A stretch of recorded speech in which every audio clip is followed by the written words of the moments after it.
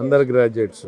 So మీకు ఎక్కువ కంపెనీలు రాలేదు, తక్కువ. నేను చెప్పా కదమ్మా మీటింగ్లో నేను పిలిచలేదని, ఎందుకంటే నాకు ఎంతమంది ఉన్నారో తెలీదు. రెండోది ఏంటంటే ఎంబీఏలు ఇంజనీర్లు మీరు బయటికి పోతారు, 10th క్లాస్ వాళ్ళు పోలేరు.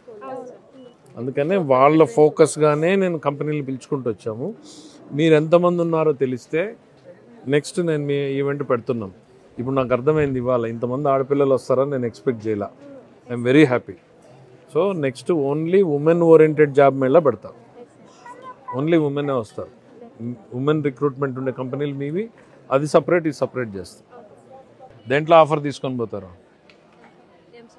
ఇస్తారా ఆఫరు? ఎంత ఇస్తారంటే శాలరీ? 18. ఎక్కడ జాబ్? మరి ఇంట్లో వాళ్ళు ఒప్పుకుంటారా? ఒప్పించేసినావు అప్పుడే? ఇంకా లేదు. Good, I'm very happy. కంపెనీలు తెచ్చే వరకు నేను తెస్తా, ఉద్యోగాలు తెచ్చుకునేది మీరు. మీకు జాబ్ రాకపోతే నాకు జాబ్ రానట్టే లెక్క. అర్థమైందా?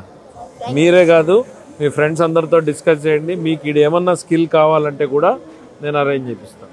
లాంగ్వేజ్ కోచింగ్ క్లాసులు కానీ లేకపోతే స్కిల్ డెవలప్మెంట్ ఏం కావాలన్నా. But I need that minimum team. 40-50 members మేము ఉన్నాము, మాకు ఇది స్కిల్ కావాలి అంటే ఎనీ స్కిల్ యూ వాంట్ ఇక్కడే ఉరవకొండలోనే పెడతాం. కంపెనీలు తెచ్చేది నాది బాధ్యత, ఉద్యోగాలు తెచ్చుకునేది